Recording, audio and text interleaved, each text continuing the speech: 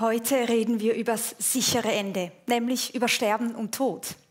Hast du eigentlich Angst vor dem Sterben? Ich habe schreckliche Angst vor dem Sterben, aber nicht nur vor dem Sterben, irgendwie auch vor toten Körpern, vor Leichen. Also es geht mir, ja. Geht mir irgendwie ähnlich und ich denke, damit sind wir nicht allein. Und heute wollen wir herausfinden, warum das so ist.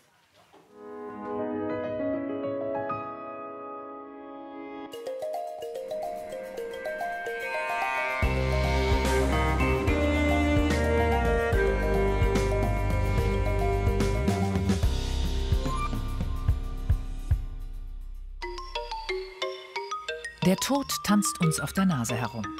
Manchmal können wir seinen Besuch hinauszögern, doch wir wissen es. Er kommt wieder.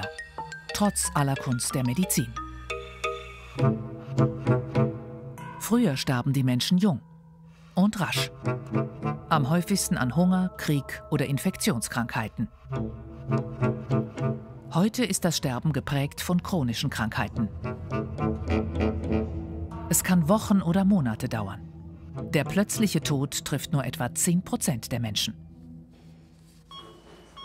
Häufig werden noch aufwendige Behandlungen vorgenommen, um den Tod hinauszuzögern.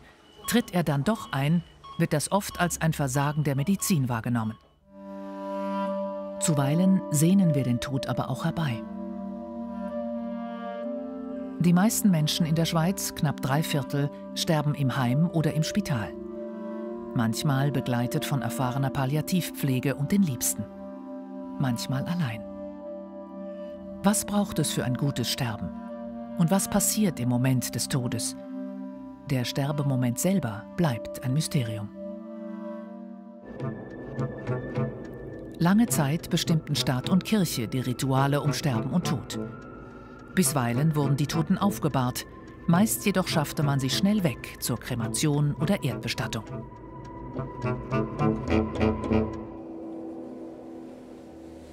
Heute wird ein bewusster Abschied der Angehörigen von den sterblichen Überresten ihrer Lieben immer wichtiger. Leichenbestatterinnen und Bestatter richten Verstorbene liebevoll her und sorgen dafür, dass die natürliche Zersetzung unsichtbar und geruchsfrei bleibt. Der Vorgang der Zersetzung eines Leichnams ist ein Tabu. Warum erfüllt uns die Verwesung von ehemals Lebendigem mit Grauen und Ekel? Und wovor fürchten wir uns, wenn wir uns vor dem Sterben fürchten? Ja, herzlich willkommen zur Sternstunde der Nacht und auch Ihnen hier im Saal in Kaufleuten ganz herzlich willkommen.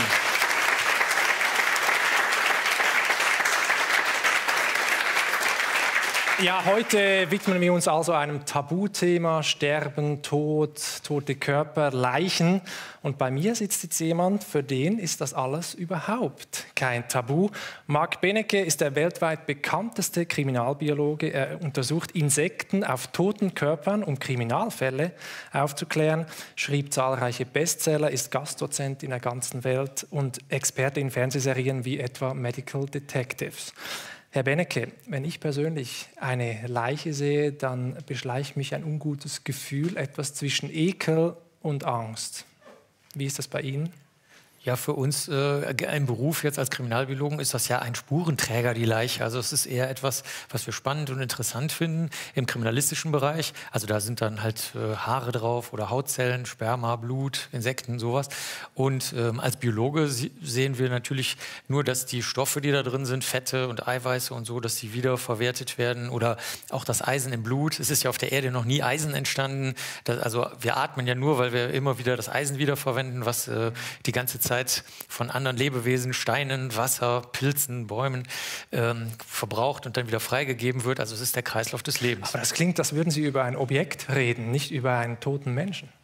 Ja gut, also wenn man tot ist, ist man ja nicht mehr die Persönlichkeit. Du kannst ja dann keine Witze mehr machen, dein Musikgeschmack ist weg. Das ist ja alles nicht mehr da, was dich mal ausgemacht hat. Deine Mimik, deine Gestik. Insofern, Gegenstand würde ich es nicht nennen, aber es ist halt, der Körper, den man mal hatte.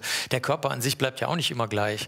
Also es ist ja so, dass wir essen was, wir trinken was, es geht Energie rein, dann geht sie wieder raus durch Schweiß oder Hitze oder ich weiß nicht, Kot, Urin und so. Also wir sind ja nur so, wie soll man das sagen, so eine Art Energie wie Geister. Also ne, dein Körper ist ja morgen oder übermorgen auch anders, als er jetzt ist. Es ist ja nicht so, als ob du jetzt einen Körper hast, der dann am Ende auf einmal sich auflöst. Da spricht der Biologe, die biologischen Prozesse. Aber diese Faszination für den toten Körper, für den Tod, auch für das Sterben, woher kommt das bei Ihnen? Ich mag das Lebende, also ich sehe da nur das Lebende drin. Also als Biologe ist das Sterben ja das gibt es ja gar nicht. Also es ist ja, wie ich schon sagte, einfach eine Wiederverwendung der Stoffe, die da vorher drin waren. Und wir fragen uns als Biologen... Aber der Mensch stirbt doch. Ja, die Persönlichkeit stirbt, aber gut, da kannst du ja auch noch Spuren hinterlassen. Also deine Sendung, vielleicht erinnern sich noch in 100 Jahren die Leute da drauf. Also ich meine, das, was du tust und denkst und bewirkst oder vielleicht auch nur eine einzige Tat oder so, die sind ja noch da. Also selbst das vergeht ja gar nicht. Sie haben sogar den Schädel von Adolf Hitler, habe ich gelesen, untersucht. Ja, ich musste den identifizieren. Was macht das mit einem, gefühlsmäßig? Ich fand das sehr interessant. Also das war ja insofern spannend, weil in einem Archiv lagen die Zähne und in einem anderen Archiv lag ein Schädelstück mit einer Ausschussöffnung. Und die Frage war, hat er sich vergiftet oder ist er erschossen worden? Und dann wieder woanders lagen halt Akten. Dann gab es noch Röntgenbilder bei Geheimdiensten aus der Zeit, als er gelebt hat. Also das ist so ein Puzzlespiel, um rauszukriegen, was halt wirklich passiert ist und was da mit dem Tod zusammenhängt und was nicht. Und natürlich, manche Leute kommen auch immer noch an und fragen, lebt er immer noch und sowas. Das kann man dann auch beantworten.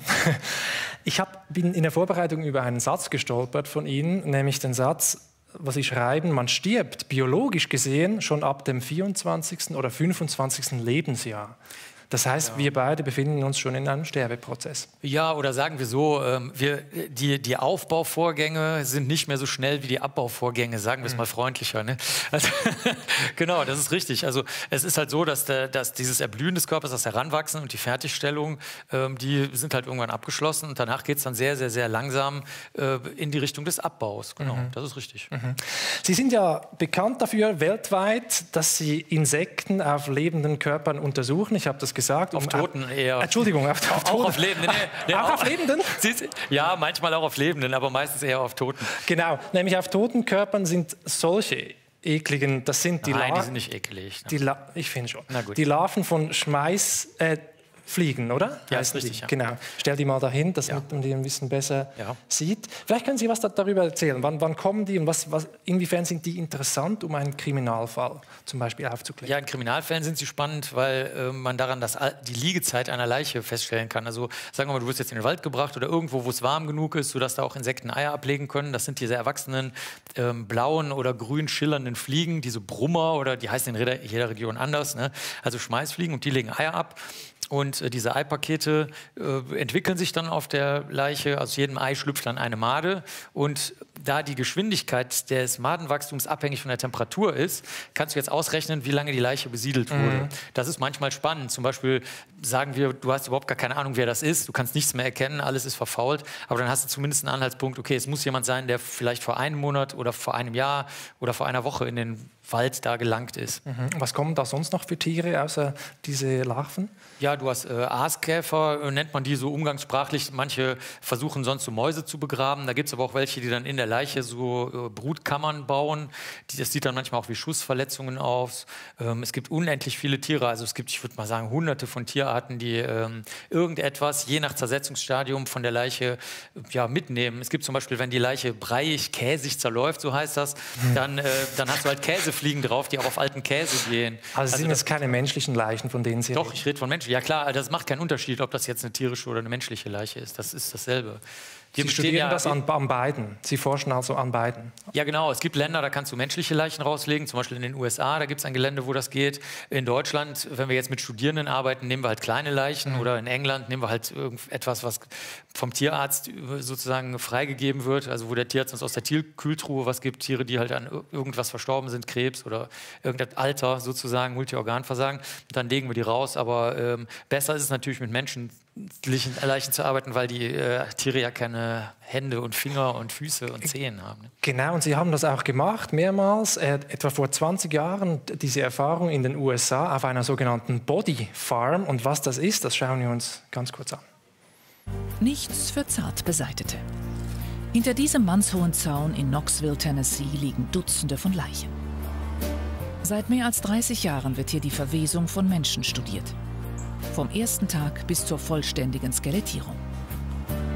Die Einheimischen nennen diesen Wald der Leichen schlicht und einfach Body Farm. 2002 weilte Benecke zu Studienzwecken auf der Body Farm. Damals inszenierte sich der junge Forscher noch ganz als angehender Sherlock Holmes. Auf der Body Farm werden verschiedenste Möglichkeiten bei der Verwesung nachgestellt. Hier kann man innerhalb kurzer Zeit sehr viel über Sonderfälle lernen und kann das dann auf Fälle, die offen sind oder die in Zukunft noch kommen, anwenden. Es werden ausschließlich Leichen von Menschen untersucht, die zu Lebzeiten ihren Körper der Wissenschaft vermacht haben. Diese Leiche war teilweise der Sonne ausgesetzt.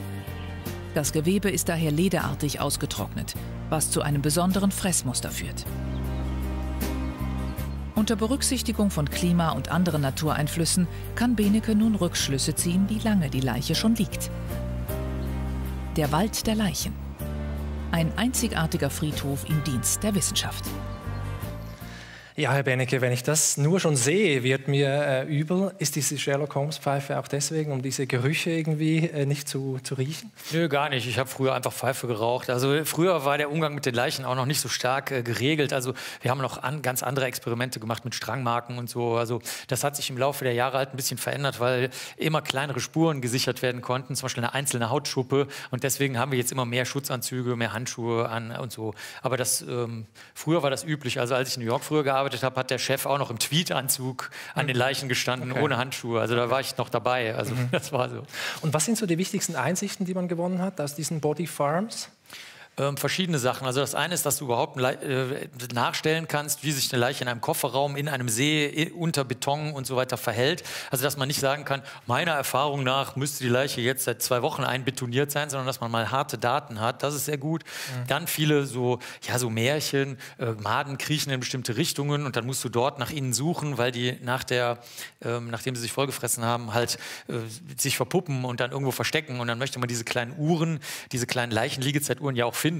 Aber da gibt es dann irgendwelche Märchen drüber. Das konnte man da sehr schön testen, weil es da Gefälle gibt und man konnte Wasser langlaufen lassen.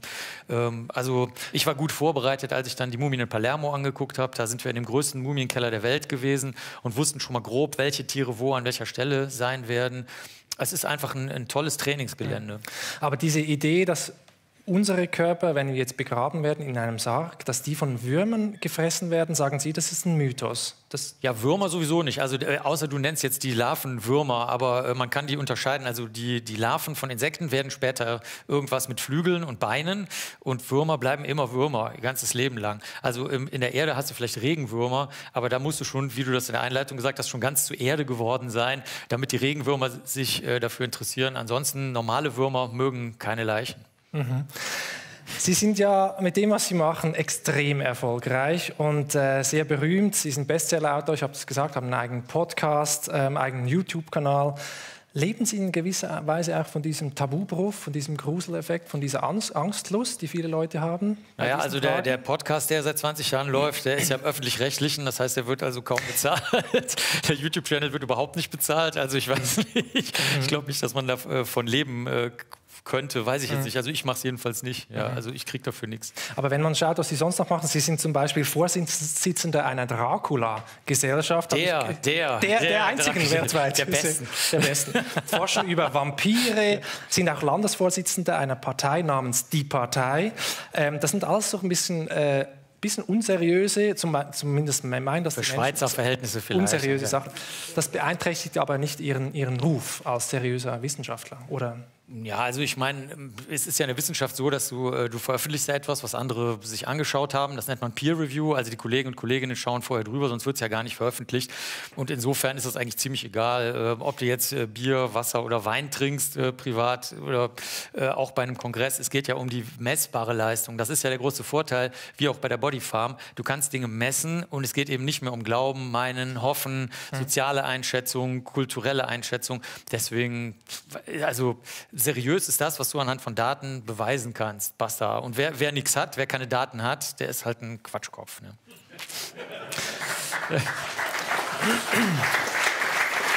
Das ist interessant, weil über das, was nach dem Tod kommt, da gibt es ja keine Daten. Was ist denn Ihr Verhältnis, Ihr persönliches zum Sterben, zum Tod? Also ich finde, da gibt es sehr viele Daten. Ich sehe ja die ganze Zeit Leute, die verwesen. Also ich meine das ernst. Also da gibt es eigentlich ist das genau bekannt, was dann passiert. Also du hast mit dem Körper? Mit dem Körper, ja, genau. Was es sonst noch gibt. Ja, das weiß ich, also das kann man ja, da weiß ich nichts drüber. Du meinst jetzt irgendwie eine Seele, die in den Äther wandert oder so. Ja, das kann ich nicht messen, dazu kann ich nichts sagen. Also da habe ich keine Informationen zu. Haben Sie eine Vorstellung davon, was mit Ihrem Körper passieren soll, nachdem Sie verstorben sind? Nein, ich denke eher, also ich finde, das sollten die Angehörigen lieber entscheiden. Oder wenn man das vorher mit den Angehörigen schon beredet hat, dann freuen die sich. Also Timothy Leary zum Beispiel hat dann gesagt, meine Asche soll in den Weltraum geschossen werden. Und dann haben alle gesagt, ja, das passt zu dem, gut. Ne? Aber Sie müssten die eigene Leiche ja eigentlich für eine Bodyfarm zur Verfügung stellen. Das wäre irgendwie... Ja, eine Bodyfarm wäre ja so im kriminalistischen Zusammenhang. Ich würde sagen, nach dem Tod will ich dann nichts mehr von Verbrechen hören. Also das reicht mir schon mein ganzes Leben lang. Aber du hast schon recht, der Kreislauf des Lebens, also dass die Stoffe, aus denen der Körper besteht, wieder zurück in den Kreislauf gehen, ohne jetzt verbrannt zu werden. Das ist ja eine riesen Energie- und Stoffverschwendung. Das fände ich natürlich schon gut. Aber andererseits, wenn die Angehörigen das dann gruselig finden oder was du vorhin gesagt hast, dass du die Vorstellung nicht magst und du wärst jetzt mein Bruder oder so, oder dann würde ich halt sagen, dann lassen wir das. Ich will ja nicht, dass die Lebenden sich gruseln. Vielleicht zum Schluss noch eine letzte Frage zu Ihren Tattoos. Sie haben ja ganz viele Tattoos und auf den Händen, vielleicht können Sie das mal zeigen, was man da lesen kann. Hold fast, das ist aus der Seefahrtskunst, festhalten. Aber der Tod oder das Sterben hat ja, glaube ich, viel mit dem Loslassen zu tun. Warum steht das da drauf? Ja, würde ich auch sagen. Genau, das ist nur so ein Seemannstattoo, aber es stimmt, beim Sterben oder vor dem Sterben, aber eigentlich auch beim Leben musst du irgendwie halt alles Mögliche loslassen. Irgendwann sind deine Kinder erwachsen und dann kannst du die auch nicht mehr bei dir im Kinderzimmer einsperren. Oder, keine Ahnung, dein Lieblingsgegenstand steht dir jetzt im Weg oder deine riesige Schallplattensammlung ist größer als dein Wohnzimmer oder sowas, dann musst du das halt mal gehen lassen. So ist das schon. Aber ich denke, das hat mit dem Tod nicht so viel zu tun, sondern Menschen glauben das immer und denken, ganz am Ende kommt dann der ganz große Knall und das ist was Endgültige. Aber ich denke, das ganze Leben besteht eben aus, wie ich das vorhin schon schilderte, es geht etwas rein in dich und es geht was raus in dich. Und deswegen ist es gut, mal festzuhalten, wenn man überzeugt ist, dass man es festhalten soll. Aber genauso wie ein Seil am Segelschiff muss es halt irgendwann mal loslassen, sonst funktioniert das mit dem Segeln auch nicht mehr. Der Kreislauf des Lebens. Herr Benecke, erstmal vielen Dank für das Gespräch. Wir werden Sie am Ende der Sendung noch mal hören, auf dem Sofa bei meiner Kollegin. Herzlichen Dank. Ich habe zu danken.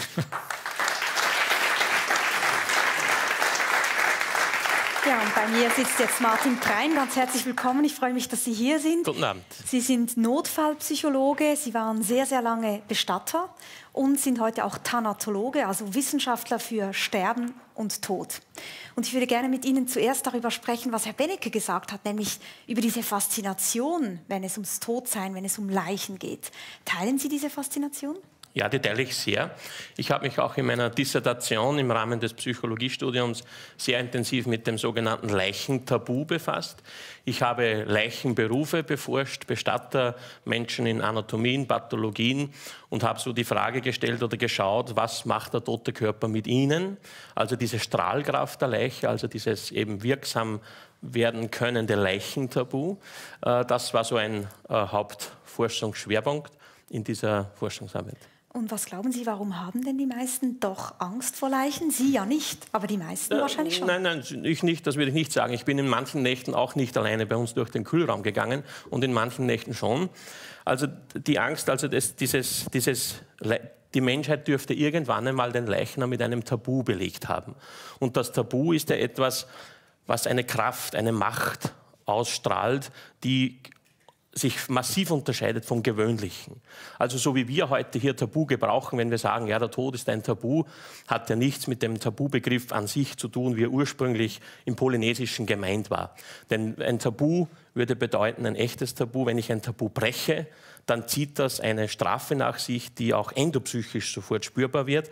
Und das zeichnet sich zum Beispiel im Leichentabu manchmal so ab. Ich mache ja viele Seminare mit Berufsgruppen, die immer wieder mit Verstorbenen umgehen müssen. Und dass sie zum Beispiel sagen, trotzdem ich Handschuhe trage, wenn wir mit einem Verstorbenen umgehen, habe ich nachher trotzdem so das Bedürfnis, ich möchte mir ein paar Mal mehr die Hände desinfizieren oder dass die Dienstkleidung wechseln. Manche Menschen haben schnell das Gefühl, als würde ihnen jetzt etwas anhaften. Oder es gibt in der allgemeinen Vorstellung auch so Mythen wie das Leichengift oder diese Dinge. Und das sind alles Mythen? Das sind weitgehend Mythen. Ich weiß nicht, was der Herr Professor Benecke dazu sagt, aber die allgemeine Vorstellung beim Leichentabu wäre ja die, dass, so wie der Tod eingetreten ist, jetzt in dem Körper sofort Stoffe entstehen, die für uns Lebende sofort irgendwie gefährlich werden könnten. Und vieles davon ist einfach nicht so wissenschaftlich gesehen. Mich interessiert aber trotzdem das Tabu auch noch in dieser vielleicht eher lebensweltlichen Bedeutung. Wir sprechen ja auch oft davon, dass das Sterben oder der Tod in unserer Gesellschaft ein Tabu sei. Und oft wird dann gesagt, man hat den Tod irgendwie aus der Gesellschaft verbannt. Früher gab es das Totenglöcklein, das geklungen hat, wenn jemand verstorben ist. Oder man hat den Toten aufgebahrt, man hat den Sarg durchs Dorf getragen. Heute ist das alles nicht mehr so. Gleichzeitig, denke ich mal, sprechen wir doch unglaublich viel über den Tod. Es gibt heute Patientenverfügungen, wir sprechen über Suizidbeihilfe. Der Tod ist doch eigentlich recht präsent. Ja, das würde ich auch so sehen. Also diese Rede von der Verdrängung des Todes, das kann man auch kritisch betrachten. Also es könnte auch eine logische Folge unserer Zivilisationsstufe sein, wie wir das heute handeln. Die Verklärung der früheren Zeit ist auch etwas, mit dem ich mich auch in meinem Buch sehr beschäftigt habe. Das schaut, glaube ich, nur von außen so aus. Also Sie können viele Omas und Opas befragen. Der Leichnam ist auch im Volksglauben oder das Leichentabu hat gerade im Volksglauben Hochkonjunktur gehabt. Die Zeit vom Eintritt des Todes bis zur Bestattung, die sogenannte Schleusenzeit, dieses prekäre Zwischenstadion, da ist der Verstorbene zwar tot, aber immer auch noch irgendwie hier. Und der kann auch vielleicht ungut werden. Und viele dieser Rituale, die es damals gab, hatten auch den Sinn, neben einem trauerpsychologischen oder spirituellen, auch den Sinn, sich vor dem toten Körper vielleicht auch ein Stück weit zu distanzieren, um den Verstorbenen auch nicht zu erzürnen.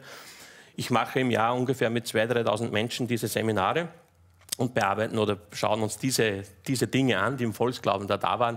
Und das ist erstaunlich, was gerade im ländlichen Raum in Österreich und in Teilen Deutschlands da noch vorhanden ist. Sie bieten ja auch sogenannte Letzte-Hilfe-Kurse an.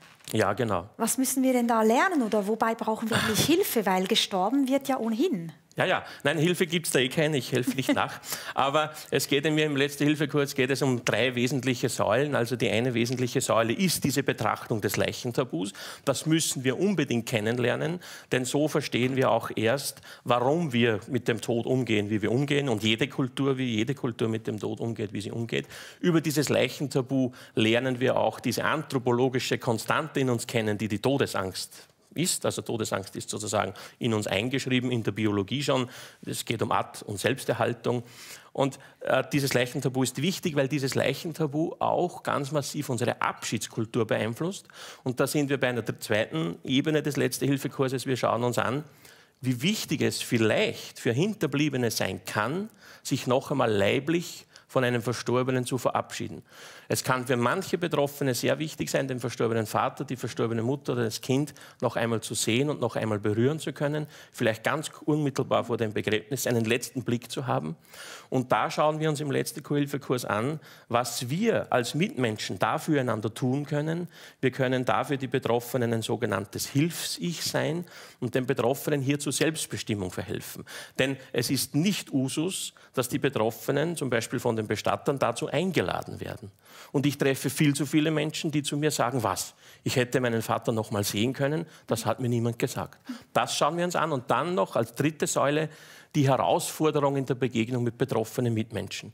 Es ist eine große Herausforderung für uns, auf Mitmenschen zu treffen, wo etwas passiert ist. Die Arbeitskollegin, wo der Mann verstorben ist, wie jetzt umgehen mit ihr, was sagen, was tun. Das sind so die 3 Säulen des Letzte-Hilfe-Kurses. Das heißt, der Letzte-Hilfe-Kurs dient wirklich nur dazu, denjenigen zu helfen, die mit dem Tod konfrontiert sind, einer anderen Person. Das eigene Sterben irgendwie lernen, das kann man nicht. Ja, das wüsste ich nicht, wie das geht, denn der Tod ist ja etwas, was wir nie erfahren können wahrscheinlich. Und jetzt wüsste ich nicht, wie üben, was man nicht erfahren hat. Ich kann ja auch... Naja, es gibt zum Beispiel den Palliativmediziner Gian Domenico Borasio, der hat ein Buch geschrieben über das Sterben und der spricht davon, dass wir ja interessanterweise viele Geburtsvorbereitungskurse besuchen. Selbst die Männer machen das mittlerweile, dass man dann auch irgendwie gut vorbereitet ist, was da alles auf einen zukommt. Und vielleicht ist es hilfreich, genauer zu wissen, wie das Sterben abläuft, um diese Prozesse irgendwie besser verstehen zu können und sie vielleicht auch darauf einlassen zu können. Ja, aber da bin ich nicht kompetent und erstens stirbt ja nicht jeder sozusagen sterbend im Sinne von, ich habe jetzt eine Erkrankung und gehe auf den Tod hinzu. Ich als Bestatter weiß ja, dass viele Menschen ganz anders sterben. Der plötzliche Herztod, der Verkehrsunfall, sonstige Dinge, der Suizid, was auch immer. Da kann man sich wahrscheinlich, das ist schwierig. Ja. Also ich verstehe das Ansinnen und die Palliativ ist ja da, oder die Hospizbewegungen leisten da ja Wunderbares.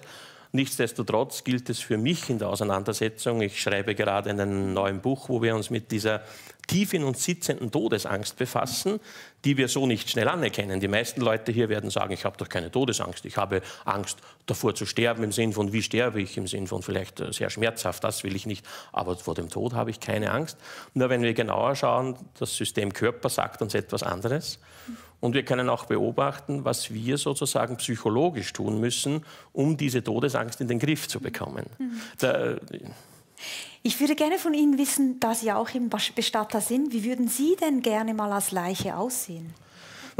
Ja, möglichst alt und keine Ahnung, ja. Möglichst alt. Das wäre gut. Ich frage deswegen, weil man ja Leichen auch sehr schön herrichten kann. Das ist zum Beispiel dann ein Thema, vor allem dann ein Thema, wenn eine Leiche eben schon lange verwest ist oder wenn es einen Verkehrsunfall gab, ein Gewaltverbrechen, damit die Verwandten noch Abschied nehmen können, ohne sich irgendwie zu erschrecken. Und jemand, der das macht, Leichen so herzurichten, ist die Christine Pernlochner. Sie ist Philosophin und auch Bestatterin. Und sie war vor ein paar Jahren bei mir zu Gast und hat Utensilien mitgebracht, die dann zum Einsatz kommen. Wenn man davon ausgehen kann, dass es einen Abschied am offenen Sarg gibt, wo die Angehörigen noch einmal zu uns kommen, um sich vom Verstorbenen zu verabschieden, dann schauen wir, dass es keine Geruchsbildung gibt. Und das vermeidet man durch eine ganz einfache Maßnahme. Man tamponiert die Körperöffnungen mit Watte, aus denen Gerüche austreten könnten. Das heißt, es wird über die Nase tamponiert, in den Rachen und über den Mund in den Rachen. Man macht dann da einen Pfropfen über der Speiseröhre und der Luftröhre, dann kann nichts austreten aus dem Magen und aus der Lunge. Und dann natürlich der After. Über den After, also in den Enddarm, wird auch Watte eingeführt, beziehungsweise in die Scheide der Frau. Und so kann man diese ersten Leichengerüche oder eventuell austretende Flüssigkeiten oder Ausscheidungen kann man stoppen. Was sind Eye-Caps und was ist das hier? Okay, also das Auge verliert sehr schnell an Flüssigkeit, fällt dann zurück und dann hält das Augenlid nimmer.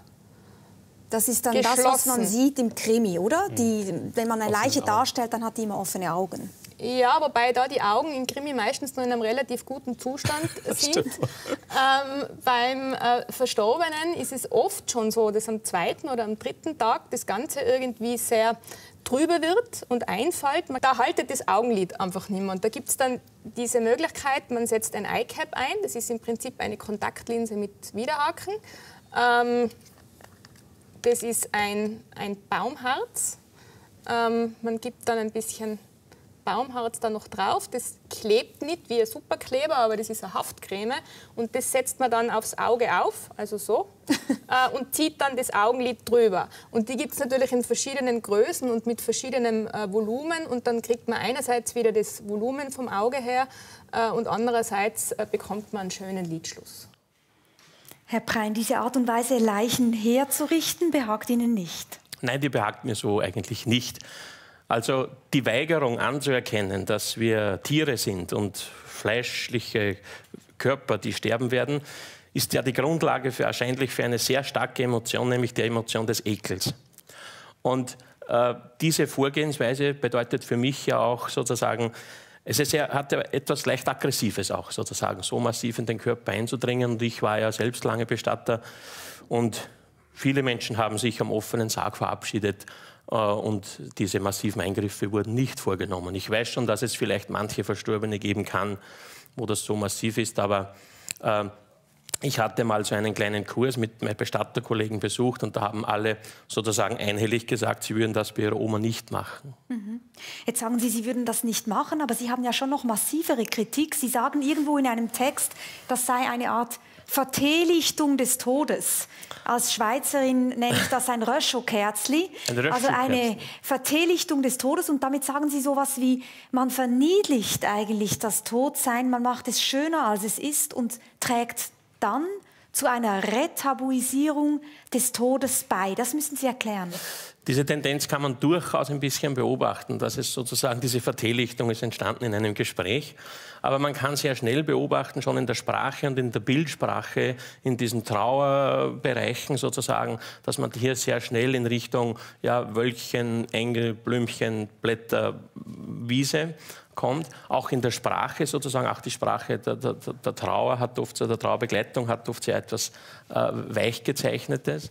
Und auch natürlich oft in diesen Sterbebegleiterbereichen kann man das dort oder da beobachten. Von einem Freund von mir ist der Vater verstorben, ein 86-jähriger Landwirt im ländlichsten Raum und ist im dort ländlichen Krankenhaus verstorben. Und man hat den Sohn angerufen, er kann kommen, der Vater ist verstorben, sie haben eh schon gewartet. Und dort gab es auch ein bisschen eine Hospizversorgung. Und als er hingekommen ist, war der Vater drapiert und zugedeckt mit bunten Seidentüchern, mit Papierschmetterlingen, Duftlämpchen und dergleichen. Und das war in diesem Fall nicht stimmig. Aber das meine ich damit ein bisschen, das kann man durchaus ein wenig beobachten. Und für mich bedeutet das eine Retabuisierung deswegen, weil ich oft den Eindruck habe, nur so darf darüber gesprochen werden oder nur so darf die Bildsprache sein. Und das hat auch etwas von einem Tabu. Also nur so darf es sein, aber vielleicht auch, wenn ich Sie richtig verstehe, sowas wie anerkennen, Todsein ist Schmerz, ist Verwesung, ist auch Tiersein, ist Körpersein und das ist auch Natur und Ihnen wichtig, dass man das so lässt. Dass man es so lässt und wir müssen als Menschheit das anerkennen versuchen, auch psychologisch anzuerkennen versuchen.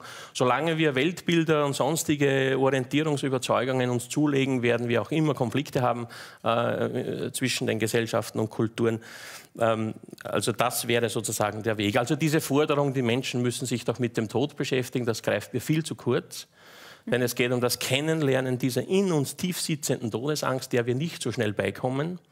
Und diese Forderung bedeutet ja oft, ja, gib dich halt rein, ist ja nicht so schlimm. So sehe ich das überhaupt nicht. Es ist jedem sein Recht auch, nicht sterben zu wollen. Es ist auch von jedem Angehörigen das Recht, nicht zu wollen, dass mein Vater oder mein Kind verstirbt. Und vor allem, wenn wir das zeichnen, denken wir ja immer an vielleicht den alten oder langkranken und sich damit arrangierenden Versterbenden. Aber wir müssen immer bedenken, viele Menschen sterben ja auch ganz anders. Ja. Die Grausamkeit des Todes gilt es auch zu anerkennen. Gilt es anzuerkennen, ja. Danke Ihnen sehr herzlich für diese erste Einschätzung. Wir sehen uns nachher noch einmal. Danke, Herr Prein. Ja, bei mir sitzt jetzt Sabine Mehne. Sie ist vor 25 Jahren an Leukämie erkrankt, stand mit einem Bein schon im Jenseits, könnte man sagen, leidet heute an chronischen Spätfolgen und bereitet sich auf ihr Sterben vor, kann man sagen. Frau Mehne, lange war es unklar, ob Sie überhaupt heute an dieser Sendung teilnehmen können. Wie geht es Ihnen denn? Ich bin zufrieden, weil ich gelernt habe, dass man auch mit wenig viel erreichen oder ein gutes Leben führen kann. Das ist immer eine Frage der Perspektive, was ich für mich als wichtig oder unwichtig beachte. Darf ich fragen, was das für Spätfolgen sind? Woran leiden Sie heute? Also es gibt etliche Spätfolgen in meinem Darm, am Herzen. Ich habe zum Beispiel eine Neuropathie, also ich fühle den Boden nicht mehr, sodass ich eben mit dem Stock laufe, weil ich Angst habe zu stürzen. Und ich habe dieses chronische Fatigue-Syndrom. Also ich vergleiche das immer mit einer Luftmatratze, die ganz viele Löcher hat. Man kann die Löcher zwar zukleben, aber im Laufe der Zeit gehen auch die Klebestellen wieder auf. Also man pumpt immer wieder rein und es macht. Sie sind oft sehr müde, heißt dieses Fatigue? Ich bin müde, genau. Und ich musste schon auch mühsam lernen, damit dann zu leben. Man kriegt nichts umsonst.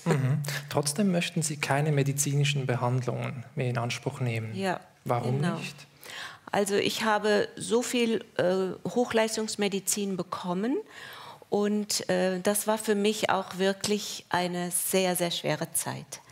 Also man denkt immer, Medizin ist leicht oder toll. Natürlich ist sie toll, aber sie ist auch sehr gewaltig, sehr brutal, sehr schmerzhaft und wirklich sehr, sehr, sehr unschön. Das muss man auch mal zugeben. Aber man muss auch zugeben, dass Sie ohne Medizin heute nicht hier sind. Richtig, ohne Medizin würde ich nicht hier sitzen, aber auch noch vor 70 Jahren gab es diese Methoden ja noch gar nicht. Also das ist auch etwas ganz Neues, dass die Medizin solche Fortschritte gemacht hat.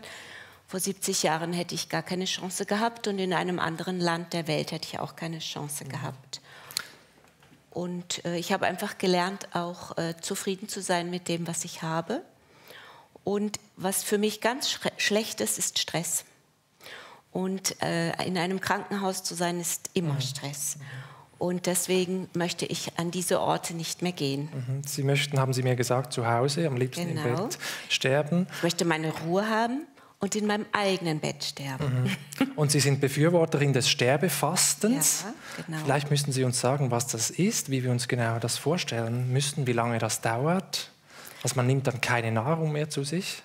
Also der Begriff Sterbefasten ist eigentlich falsch, weil dann denkt man, man muss nur aufhören zu essen, aber mit wenig Essen und Trinken kann man sehr, sehr lange leben. Das haben wir ja auch im Krieg gesehen. Die Menschen hatten wenig zu essen und waren aber topfit. Das Entscheidende ist, dass man die Flüssigkeit einstellt. Also dass man irgendwann dann auch so gut wie gar nichts mehr zu sich nimmt. 20 Milliliter sind erlaubt für die Mundpflege.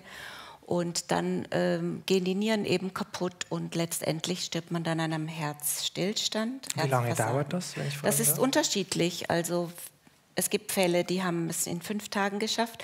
Es gibt Fälle, die brauchen 3 Wochen und andere, die brauchen vielleicht sogar 2 Monate.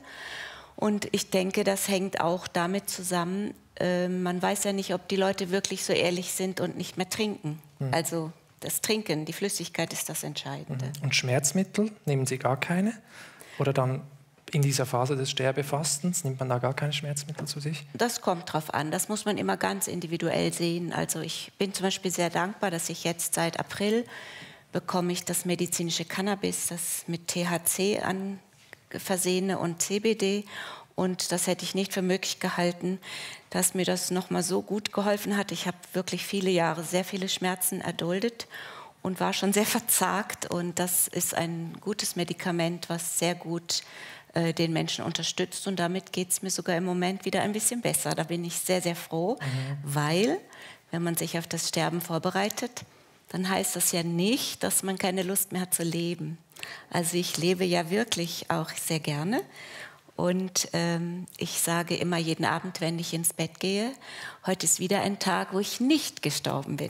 Also dieses Bewusstsein für das, was wir haben oder nicht haben, das ist, glaube ich, der entscheidende Punkt. Sie strahlen eine unglaubliche Lebensfreude auch aus, muss ich sagen.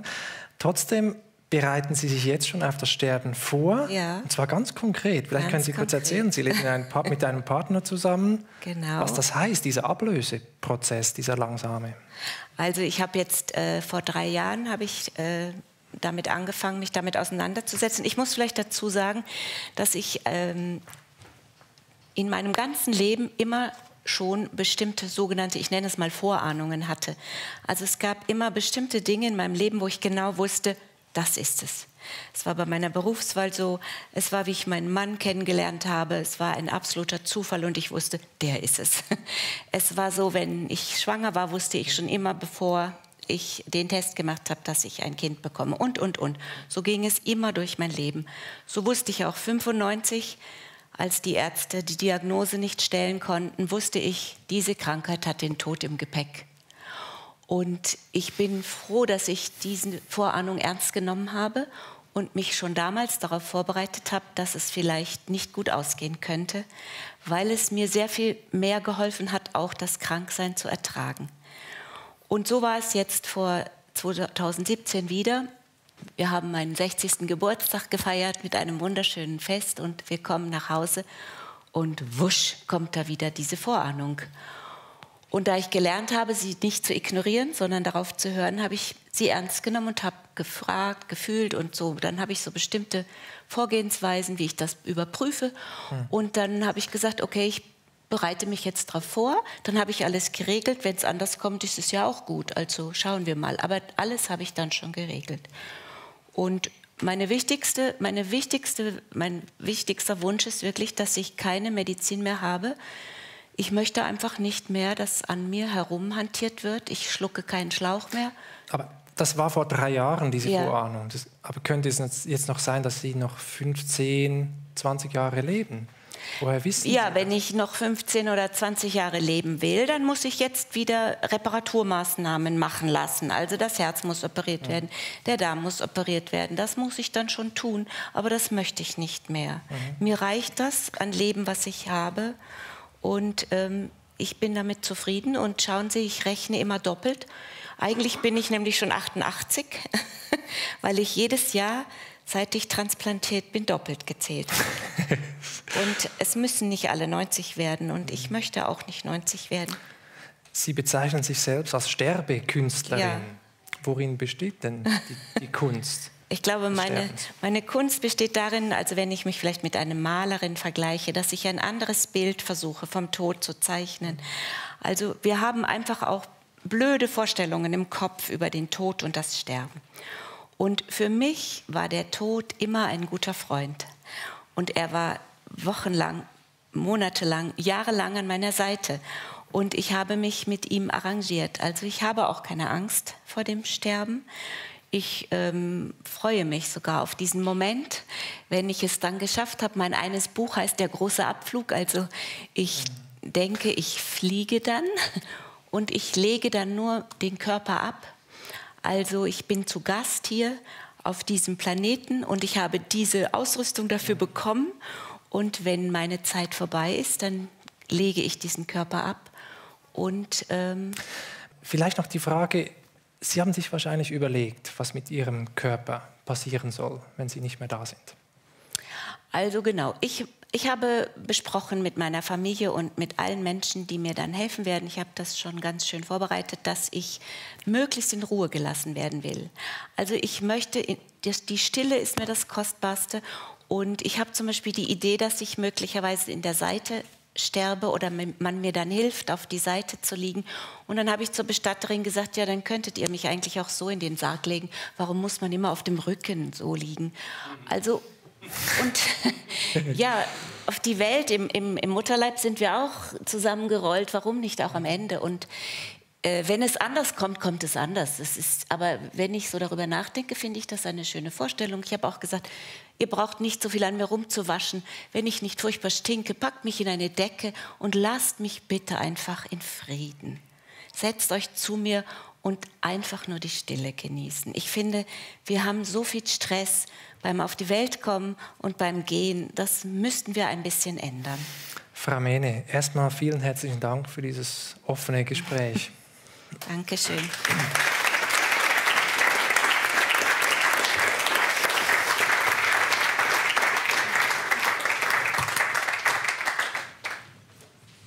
Ich war dabei, als die Eltern gestorben sind, und ich war dabei, als die Kinder auf die Welt kamen. Das sind die Momente, die man nie mehr vergisst, haben mir die Leute alle gesagt, bevor sie es selber wissen konnten. Es stimmt, man vergisst nicht. Das heisst, ein bisschen vergisst man es schon und ein bisschen macht man mit der Zeit ein Durcheinander mit diesen Geburten und diesen Todesfällen und den Daten und so. Gehen ist so wie kommen und kommen ist so wie gehen. Zum Gehen und zum Kommen solltest du gehen. Es ist leichter so. Nicht, dass es sonst nicht ging. Man kann auch ohne zu wollen auf die Welt kommen. Und klar, der Tod kommt auch zu denen, die sich gegen ihn sperren. Trotzdem ist es offenbar fast einfacher, wenn du nicht allzu festhältst an dem, was noch gerade war, weil zuletzt sind Leben und Tod stärker als alles, was du selber vornimmst. Als der Vater ist gestorben, haben wir über das Wetter geredet. Er hat darum den Eindruck gehabt, der Regen komme früher, als der vom Wetter gemeint. Er spüre es am einen Knie, hat er dann gesagt, das Knie sei besser als jeder Barometer. Aber jetzt braucht er es ja dann nicht mehr. Als die Mutter ist gestorben, haben wir über die Äpfel geredet. Sie hat darum gerne die Äpfel gehabt, die eher ein bisschen sauer sind, Aber im Laden hat es an diesem Tag genau die nicht mehr gehabt. Sie hat mich dann gefragt, ob ich noch einmal schauen kann, ob die Sauren gekommen sind. Ja, klar, sowieso. Ich gehe. Ich nehme das Velo und gehe schauen. Gehen ist so wie kommen. Und kommen ist so wie gehen. Zum Gehen und zum Kommen solltest du gehen. Es ist leichter so. Als der eine Bub kam, hatte er die Augen offen gehabt. Und ich vergesse nie den Blick, der ein bisschen ausgesehen hat, wie wenn er sagen will, was wollt ihr von mir?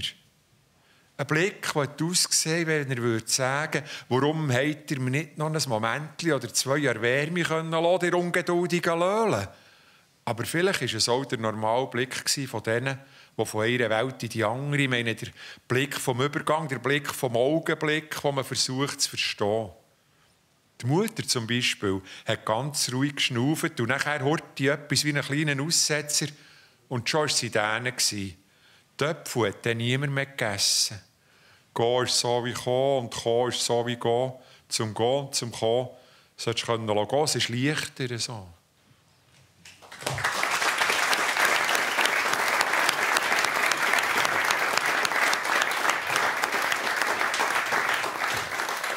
Bei mir ist jetzt Alexandra Schiller, sie ist Sterbebegleiterin, und Lola, sie ist eine Therapiehündin und ebenfalls Sterbebegleiterin. Und Herr Steffen Eichmüller ist Professor für Palliativmedizin an der Universität Bern und leitet auch am Inselspital in Bern die Abteilung für Palliativmedizin. Schön sind Sie da. Ja, Frau Schiller, von Ihnen würde ich gerne zuerst einmal besser verstehen, was eigentlich eine Sterbebegleiterin macht. Was genau tun Sie, was Angehörige an einem Bett eines Sterbenden nicht tun können? Im Kern sind wir einfach Menschen, die in einer ganz besonderen Zeit neu auf Menschen zugehen. Wir sind nichts anderes als jeder von uns hier. Was wir geben können, ist Zeit und Zuwendung. Und das zu jeder Zeit und bedingungslos, ohne Vorgeschichte auch. Es ist ja sehr unterschiedlich. Je nachdem kann die Begegnung sehr kurz sein. Sie kann sich aber auch über Wochen, Monate entwickeln, was dann natürlich auch sehr schön ist. Aber wir sind insofern nichts Besonderes. Sterbebegleitung ist da für mich auch ein nicht zwingend passendes Wort. Wir begleiten ja nicht das Sterben, sondern wir begleiten Menschen, die in einer letzten Phase ihres Lebens sich befinden, in diesem Sinne. Aber interessant fand ich jetzt gerade den Punkt, dass es vielleicht auch darum geht, eine Geschichte gar nicht zu kennen, vorbehaltlos zu sein. Das heißt, der Sterbende kann sich vielleicht auch anvertrauen mit Dingen, die er den Verwandten nicht sagen möchte. Ja, das kann sein. Es ist einfach eine gewisse Unbelastetheit her von dieser Perspektive. Die Beziehungen zu den Menschen entwickeln sich auch ganz unterschiedlich. Man muss sich das wirklich so vorstellen, dass eben die Menschen so unterschiedlich sind wie im Leben auch. Und da ergeben sich dann auch ganz verschiedenste Arten von Begegnungen, Themen oder auch keine Themen. Je nachdem sitzt man auch einfach da und gibt seine Zeit. Und was macht Lola? Lola macht genau das, genau. Und noch viel besser als wir Menschen. Weil sie ein Hund ist, geht sie noch mit viel mehr unbeschwerter Leichtigkeit auf die Menschen zu und stellt keine Fragen, will auch nichts wissen, sondern freut sich an der Begegnung. Und Sie haben mir auch erzählt, dass es manchmal die Situation gibt, dass Lola instinktiv sich zur sterbenden Person legt, die sterbende Person vielleicht auch ableckt, was dann die Verwandten der sterbenden Person vielleicht gar nicht so schätzen. Die sterbende Person unter Umständen aber schon. Ja, es gibt da einen Prozess. Es gibt einen Prozess, wo der Mensch, der sich eben in dieser letzten Phase befindet, noch sehr gut auch selber lenken kann, was sie oder er kann oder will. Und dann gibt es eine Phase, wo der Mensch schon sich auf seiner Reise befindet und wo dann die Angehörigen wichtiger werden. Und das ist auch für uns ganz wichtig zu erkennen, weil wir dann eben sehr gut auch achten müssen, was für die Angehörigen richtig und wichtig ist in dieser Zeit. Genau. Ja. Herr Eichmüller, gibt es auch auf Ihrer Palliativstation Tiere? Ja, mit großen Bedenken der Spitalhygiene. Es ist natürlich an einem Universitätsspital, braucht es auch bauliche Voraussetzungen. Und wir haben das Glück, dass wir in einem separaten Gebäude sind, wo auch die Begegnung stattfinden kann. Im Sommer noch viel besser als im Winter, nämlich außerhalb auf einem Sitzplatz. Und das passt eigentlich auch zur Begegnung sehr gut dazu, dass man halt nicht als Patient in seinem Krankenzimmer ist, sondern dass man draußen auch in der Natur ist. Und das wird auch sehr geschätzt, vor allen Dingen von Menschen, die halt verbal nicht alles von sich geben können oder wollen, wo man auch mal den Mund halten kann und man hat trotzdem Zuwendungen. Trotzdem kann man so ein warmes Fell dann kraulen zum Beispiel. Es gibt eine Studie von der Universität Zürich von Michaela Tönnes, einer Soziologin, die hat untersucht, wie Tiere in der letzten Lebensphase auf das Wohlbefinden von Menschen wirken. Und sie sagt, Tiere sind so etwas wie eine Palliativressource. Würden Sie das bestätigen? Ja, es gibt sogar noch ein anderes Buch, das heißt Oscar the Cat. Und das hat es immerhin auf die Titelseite des berühmtesten medizinischen Journals gebracht, das New England Journal of Medicine. Und diese Katze hat in einem Pflege- und Altersheim in Rochester gewohnt und war immer die Ankünderin des Todes. Das heißt, die ist immer ungefähr 24 Stunden vor dem Eintreten eines Todes auf das Bett einer Bewohnerin gesprungen und hat diese Intuition, die wir heute wissenschaftlich nachweisen können, wie wichtig das ist, dass wir die haben und spüren, hat die Katze uns weit voraus wahrscheinlich. Und wir sind viel zu verkopft. Und ich glaube, Lola hat da auch sowas. Ist das so? Merkt Lola, wenn jemand wirklich gestorben ist? Ein Tier hat natürlich ein anderes Denkschema als der Mensch. Also ohne Lola, dass ich jetzt für dich sprechen möchte, aber ich versuch's.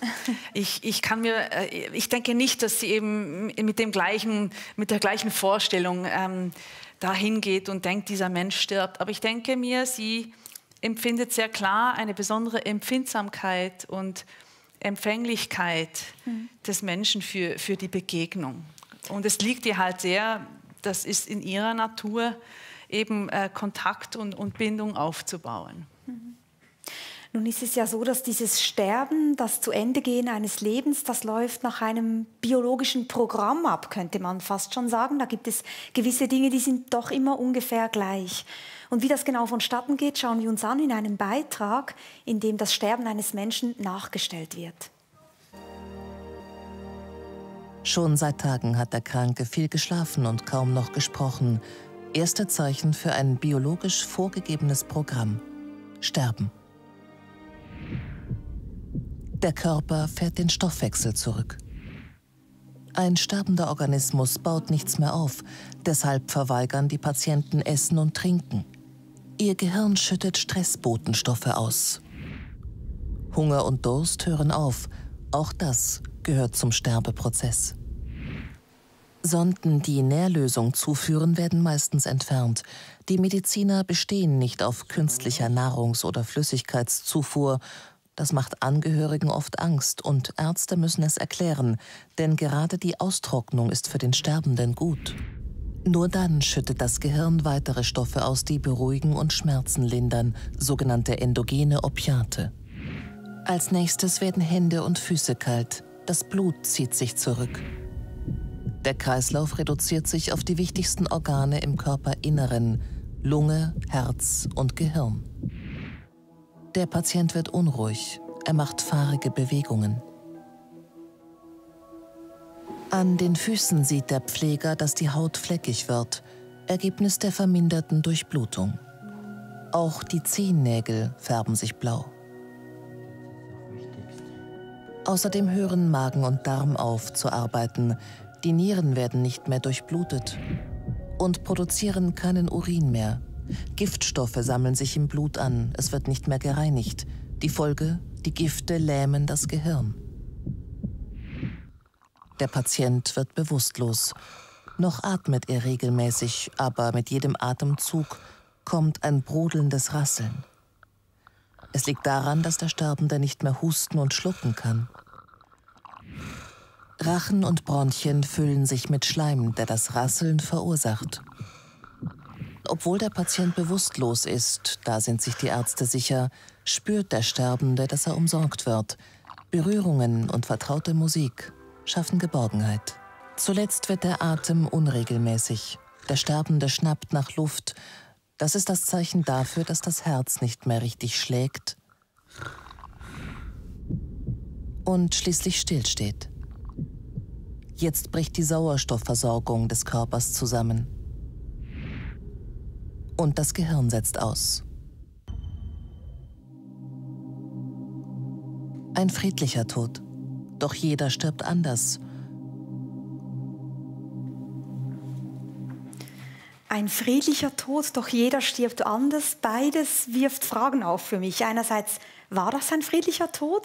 Und wie genau heißt anders sterben? Was ist gemeint damit? Ja, ich glaube, wir können da mit unserer Wissenschaftlichkeit, und vorher hieß es, jeder, der jetzt weiterredet, ist ein Quatschkopf, da hören wir an diesem Punkt auf. Und wir können einiges wissen, was die Körpervorgänge sind, so wie geschildert in diesem Beitrag. Wir können auch beobachten als Außenstehende, das sind übrigens die Pflegenden, Freiwillige und Mediziner, aber auch sehr viele Angehörige mitbeteiligt. Aber wir interpretieren dann sehr viel, zum Beispiel leidet der Mensch jetzt oder nicht. Und dann kommt aber die dritte Ebene und das ist das Erleben der Person. Und da haben wir, um ganz ehrlich zu sein, keine Ahnung. Weil diese Menschen nicht davon berichten können. Genau, und wir hatten vorher von Frau Mehne gehört, vielleicht ist es manchmal so ein Fingerzeig, wie könnte es sein, wenn wir über Nahtoderlebnisse nachdenken. Und das hat auch etwas sehr Schönes und Beruhigendes und es gibt auch sehr viel Literatur darüber.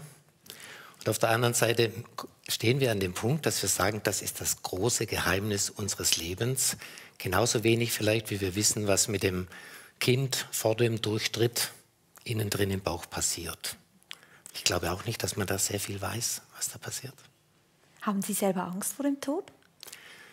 Es gibt ein wunderbares Buch, das gegen die Angst ist, und das ist von Tiziano Terzani. Das Ende ist mein Anfang. Das ist eine Berichterstattung eines Sohnes zusammen mit seinem Vater, der stirbt. Und er sagt, das Einzige, was mir vielleicht noch passieren kann, weil er ein weitgereister Journalist war, der Vater auf der ganzen Welt, das Einzige, was mir vielleicht noch Spannendes passieren kann, ist der Tod. Ich hoffe, dass das bei mir so wird und wahrscheinlich werden sich viele Menschen gerne hinterher darüber unterhalten, wie es war. Ein bisschen hofft man ja dann immer, dass so ein Palliativmediziner oder eine Sterbebegleiterin einem sagen, man muss keine Angst haben. Haben Sie denn Angst, Frau Schiller? Wesentlich weniger als vor der Zeit, wo ich mich mit dem Thema habe begonnen, eben intensiver auch zu beschäftigen. Und ich kann das wirklich auch jedem anraten. Vielleicht nicht gleich, wenn man schon 20 ist, da hat man noch keine Energie dazu, da sind andere Themen vordergründig. Aber ich denke mir, ab der Mitte des Lebens tut man gut daran, hinzusehen. Es macht ja eben auch Angst und bekanntlich, man sagt ja auch, da wo die Angst ist, geht es lang. Und das Sterben kann schon sehr viel vorher beginnen. Wir alle bekommen Falten, sind weniger fit. Das sind alles Elemente davon, dass eben das uns zeigt, dass das Leben nicht endlich ist. Das hatte Herr Benecke ja vorhin auch schon so gesagt, dass eigentlich der Tod ist schon mitten im Leben vorhanden mit dem Abbau, dem körperlichen. Pedro Lenz hat auch aufgeworfen, dass man immer so denkt, und man sagt das ja auch sehr oft, dass man einfacher stirbt, wenn man sich in diesem Loslassen übt. Stimmt das? Deckt sich das mit der Erfahrung? Also ich kann nur berichten von Menschen, die das Loslassen nicht so gut konnten. Das geht auch bis zu dem Punkt, dass es Menschen gibt, die sagen, ich möchte jetzt sterben. Und dieses ganz dezidierte, jetzt ist genug, das ist auch nicht einfach zum Sterben. Und dann gibt es noch eine zweite Gruppe von Menschen, und das sind aus meiner Wahrnehmung die Menschen, die gegen ihren Willen sehr alleine sind. Und Einsamkeit und das Lebensende, wenn die Einsamkeit nicht gut erlebt wird, ist offensichtlich auch sehr schwierig. So ist wahrscheinlich dieses Miteinander Richtung Lebensende ist ein sehr wichtiges Medikament. Wie ist es mit den Schmerzen? Kann man heute wirklich sagen, es muss niemand mehr mit Schmerzen sterben? Kann man alles, ich sage jetzt mal, wegtherapieren? Ja, da könnten wir eine einzelne Sternstunde darüber machen, weil Schmerz ist natürlich ein riesiges Phänomen. Und wenn wir nur medikalisieren in der Sterbephase und sagen, dieser Mensch hat jetzt einen Schmerzscore von 0 bis 10, irgendwo bei 7 wahrscheinlich, wenn die Person Auskunft geben kann, und dann geben wir so und so viele Medikamente, das ist wahrscheinlich falsch. Ich denke, unter jedem Schmerz, wie in einem Eisberg, kann sich ganz viel verbergen. Da können sich sehr viel Sorgen Da können sich sehr viel ungeordnete Geschäfte, die noch zu machen sind, verbergen. Da kann unglaublicher Stress darin sein, Todesangst, wie wir gehört haben. Und das alles zeigt sich als Schmerz oder wir übersetzen das. Das heißt, das können wir beileibe nicht mit Medikamenten behandeln und wir können auch nicht jedem Menschen garantieren, sie können ohne Schmerzen sterben. Was man aber auch weiß, ist, dass das jeder Angehörige hofft und wünscht, bitte wenigstens ohne Schmerzen sterben, wenn es schon schlimm ist. Und trotzdem geben Sterbende, solange sie es können, offensichtlich nur in einem relativ geringen Prozentsatz Schmerz als das Hauptphänomen an. Es gibt eine Studie in Australien, die versucht hat, unter vielen Tausenden Menschen in dieser Phase das zu erfassen. Und das sind nur 4 bis 7%, die gesagt haben, das ist mein Hauptthema. Was sind denn die anderen Themen? Das Hauptsächliche war diese unendliche Schwäche, dass man auch nicht mehr in der Lage ist, Kontakt aufzunehmen. Und da kommt dann das Thema Lassen, loslassen können und nicht mehr kämpfen müssen. Aber auch von den Angehörigen, dass sie sagen, ist okay. Vielleicht. Vielleicht noch eine letzte Frage zu diesen Schmerzen. Es ist trotzdem so, dass auch wiederum, sage ich jetzt mal, was man sich erzählt, was man hört, sehr viele Menschen Morphine erhalten zum Ende des Lebens. Gibt es überhaupt noch das, was man einen natürlichen Tod nennt? Ja, wir haben ja vorher gehört in der Präsentation, was in unserem Körper abläuft, dass wir selber Endorphine ausschütten in dieser Phase, weil es eine Stress-Alarmsituation ist für unseren Körper. Und da wird alles mobilisiert. Und das können wir unterstützen durch externe Gabe von Morphium, von Opioiden und eigentlich diesen Zusatzeffekt nutzen gegen das vielleicht auch angespannt sein. Und Morphine sind zum Beispiel auch gut gegen Angst. Und trotzdem hat es in dem Volksmund natürlich das totale Bild, jetzt kommt Morphium und dann kommt der Tod. Und deswegen wirkt sich das auch sehr auf ganz andere Lebensphasen aus und sagt, um Gottes Willen, kein Morphium. Aber ich denke, in dem Moment ist es wie ein Unterstützer der natürlichen Abläufe im Körper. Und wir müssen aber da keine monströsen Dosen geben, sondern versuchen dran zu bleiben, auch mit verschiedenen Beobachtungen, was es vielleicht auch weniger braucht. Ich danke Ihnen ganz herzlich. Wir sehen uns nachher noch einmal. Danke für dieses Gespräch. Ja, manche Menschen sterben da, wo vermutlich niemand von uns sterben möchte, im Spital, auf der Intensivstation, angehängt an Schläuche und Maschinen, im Fall von Covid-19 vielleicht sogar einsam, ohne Angehörige.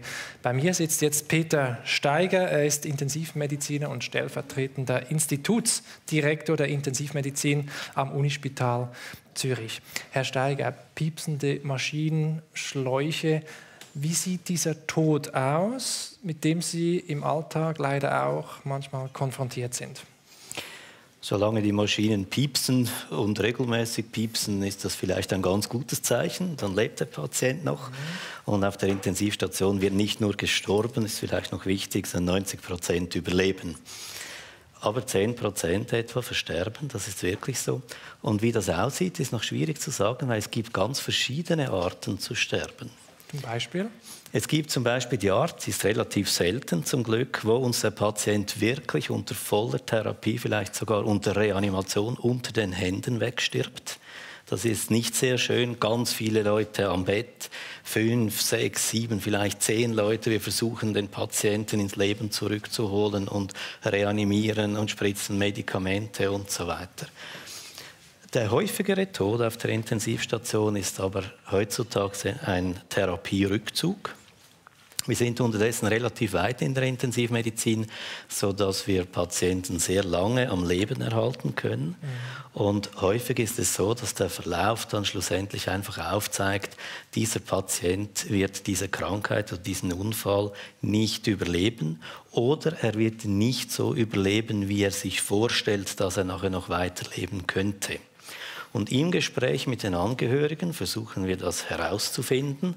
Was ist das Ziel des Patienten? Ist das noch mit seinem mutmaßlichen oder noch besser dokumentierten Willen vereinbar. In einer Patientenverfügung zum Beispiel? Zum Beispiel, genau, ja, richtig. Und wenn das nicht mehr der Fall ist, spricht man darüber, ob wir einen Therapieabbruch machen sollen. Was ist für Sie schwieriger, von diesen zwei Arten zu sterben, sozusagen unter den eigenen Händen oder dann mit einer bewussten Entscheidung, die Maschine abzuschalten? Das Schwierigere ist, wenn der Patient einem unter den Händen wegstirbt. Wenn man wirklich noch alles versucht und man weiß, dieser Patient, der sollte nicht sterben, in Anführungszeichen. Das ist viel schwieriger für alle. Und da gibt es dann nachher auch ein Gespräch mit allen Beteiligten. Wie ist die ganze Sache abgelaufen? Wie ist die Reanimation abgelaufen? Ist alles so gelaufen, wie es sollte? Haben wir Fehler gemacht? Haben wir keine Fehler gemacht? Und so weiter. Wie gehen Sie da mit Vorwürfen um? Einerseits vielleicht von Angehörigen, aber auch Vorwürfe, die Sie an sich selbst richten. Gibt es das? Also ich glaube, das Schwierige ist, wenn man etwas übersehen hat und einen Fehler gemacht hat. Oder? Und teilweise gibt es so Situationen, weiß man genau, okay, ich weiß noch nicht genau, was der Patient hat. Wenn ich jetzt in diese Richtung gehe und der Patient hat genau das, hier bin ich falsch. Das ist natürlich sehr schlimm, aber das kommt zum Glück sehr selten vor und hier ist es eben wichtig, dass das ganze Team mitarbeitet, dass alle mitdenken, dass alle ihre Meinung dazu sagen können und von dem her ist das ein Team-Approach. Gibt es so etwas wie ein würdevolles Sterben auf einer Intensivstation und wenn ja, was heißt das? Ja, da muss ich Sie fragen, was verstehen Sie unter würdevollem Sterben? Ich sage ja, das gibt's. Und zwar genau in diesen Fällen, wo man einen Therapieabbruch macht, dass man sagt, okay, gut, jetzt schalten wir die Medikamente ab, wir nehmen unsere Unterstützung auf medizinischer Seite nehmen wir vom Patienten weg und schauen aber, wie wir das vorher gehört haben, dass der Patient nicht im Stress ist. Wir geben ihm Medikamente, wir wissen, er stirbt sowieso, er kann nicht überleben so, und schauen, dass er nicht in den Stress kommt. Opiate gehören dazu, Beruhigungsmedikamente gehören dazu, aber die hat der Patient auch vorher schon gehabt. Aber trotzdem gibt es ja diese Phase kurz vor dem Tod, wo es noch Regungen gibt, Reaktionen des Körpers, vielleicht schnappt jemand noch nach Luft. Also als Angehöriger stelle ich mir das ziemlich angsteinflößend vor. Ja, hier ist es ganz wichtig, mit den Angehörigen vorher zu sprechen und zu sagen, was für Reaktionen hervorgerufen werden können, wenn man zum Beispiel eben die Beatmung abschaltet. Und auch zu sagen, dass es solche Reaktionen gibt, ein Lazarus-Phänomen sagt man dem, tatsächlich, dass wenn das Hirn nicht mehr funktioniert und eigentlich die Reaktionen, die ein Körper automatisch hätte, wenn eine Berührung macht, dass man zurückzieht, dass das nicht mehr funktioniert und so einfach noch Reflexe rein über das Rückenmark funktionieren, dass Bewegungen und teilweise auch spontan oder Berührungen dazu führen können, dass der Patient sich bewegt. Und das kann also ziemlich groteske Formen annehmen und also das Schlimmste, was ich je gesehen habe, war wirklich, dass der Patient schlussendlich nochmal beide Arme nach vorne geworfen hat. Und das sieht dann aus wie eine Umarmung oder sowas. Und wenn man das nicht weiß als Angehöriger, aber der Patient dass das passieren Hirntod kann, dann schon? Bei Hirntoten gibt es das, aber auch im Sterbeprozess kann das passieren. Und wenn man dann nicht davor gefeit ist, ist das relativ schwierig. Ich bringe dann jeweils auch das Beispiel, das nicht sehr schön ist natürlich, aber mindestens die älteren Patienten oder Angehörigen, die kennen das noch. Wenn man ein Huhn schlachtet, tönt jetzt nicht schön auf dem Bauernhof und den Kopf abschlägt, oder? Ist das Huhn ja nicht einfach schlaff und tot, das sondern genau, das bewegt dann noch wie ein Flügel und fliegt vielleicht noch und das kann auch beim Menschen passieren. Ich meine, Sie betreuten und betreuen auch Covid-19-Patienten und da ist es ja so, dass da vielerorts Angehörige keinen Zutritt haben. Wir haben ein paar Bilder vorbereitet, wie das aussieht auf der Intensivstation. Da sieht man einen Kollegen von Ihnen am Unispital Zürich. Ich stelle mir vor, gerade wenn man dann so einsam ist, das ist für alle Beteiligten ein schrecklicher Tod. Angehängt an diese Beatmungsmaschinen. Jawohl. Jetzt, es ist nicht so, dass wir als Angehörige nicht dabei sein dürfen, wenn bei einem solchen Patienten die Therapie eingestellt wird. Unterdessen darf man Covid-Patienten auch besuchen. Und schon in der ersten Welle haben wir gesagt, beim Sterben, sofern das absehbar ist, darf Besuch dabei sein. Was wir aber nicht gestattet haben und nicht wollten, ist, dass man sich über den Patienten wirft, ganz nah ist, Gesicht bei Gesicht. Aber man durfte dabei sein, man durfte den Patienten berühren, natürlich in Schutzkleidung, mit Maske. Das ist speziell. Aber der Patient ist nicht alleine verstorben. Und diese Abschiede über Videotelefonie oder sowas, wird das überhaupt gewünscht? Oder sind diese Menschen einfach so unter Atemnot, dass das überhaupt nicht wollen?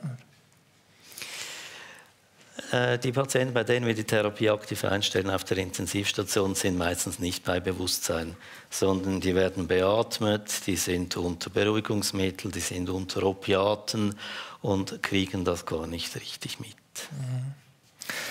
Wenn man sich wie Sie täglich mit dem Tod auseinandersetzen muss und dagegen kämpft, was hat das für einen Einfluss auf Ihr Leben?